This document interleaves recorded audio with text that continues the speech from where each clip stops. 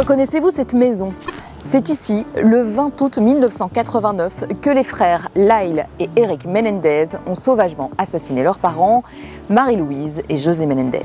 Après Dahmer, Netflix s'intéresse à ce crime atroce qui a passionné les États-Unis dans le nouveau chapitre de sa saga Monsters. Si la série n'a pas la force de Dahmer, elle pose cependant des questions intéressantes. Qui sont les monstres ici? Les frères tueurs? Le père abuseur? Nous, passionnés par les true crime, ou les journalistes qui profitent de ce fait divers pour vendre leurs papiers. La série est disponible dès à présent sur Netflix. Voici l'histoire vraie de Lyle et Eric Menendez.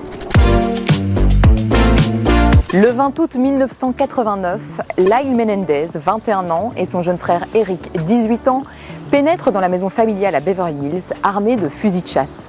Ils ouvrent la porte du salon où leur père et leur mère sont en train de regarder la télévision et ils ouvrent le feu à 14 reprises.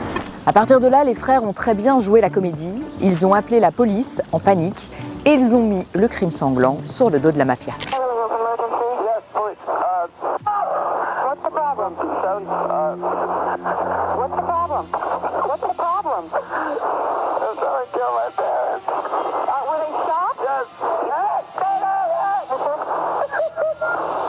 Ça aurait pu passer, mais le train de vie des fils en deuil a alerté les autorités. Lyle et Eric Menendez dépensaient l'héritage familial en voitures de luxe, en voyage et en Rolex. Les soupçons de la police ont été confirmés par un tuyau improbable. Eric, le plus fragile des deux, s'est en fait confié à son psy et c'est la maîtresse de ce dernier qui a contacté les autorités pour leur dire qu'il avait avoué ses crimes et que ça avait été enregistré. Les frères Menendez ont été arrêtés en mars 1990 et leur procès a démarré 3 ans plus tard.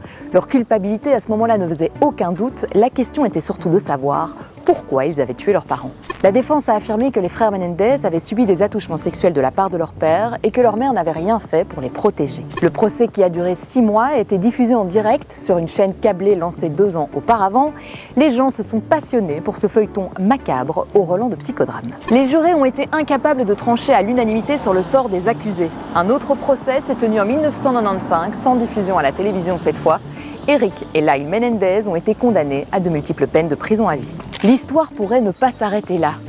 Le cas des frères Menendez, qui purgent actuellement leur peine de prison à San Diego, pourrait être réexaminé par la justice. Dans une lettre adressée à un cousin, 8 mois avant les meurtres, Eric Menendez racontait les attouchements que son père lui faisait subir.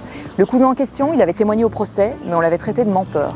Cette lettre fraîchement retrouvée pourrait forcer la justice à revoir son jugement. En avril 2023, Roy Rosello, un ancien membre d'un boys band portoricain, affirmait que José Menendez l'avait agressé sexuellement plusieurs fois lors de son adolescence. Avec ces 2 nouvelles preuves, l'avocat des frères Menendez a saisi la justice et demande purement et simplement l'annulation de la condamnation de ses clients.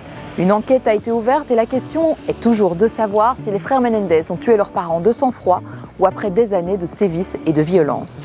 Si les violences sont avérées, les frères Menendez pourraient peut-être sortir de prison. Vu que les true crime nous poussent à nous improviser enquêteurs, si vous avez vu la série, quel est votre avis sur la question? I know that they would be proud of us.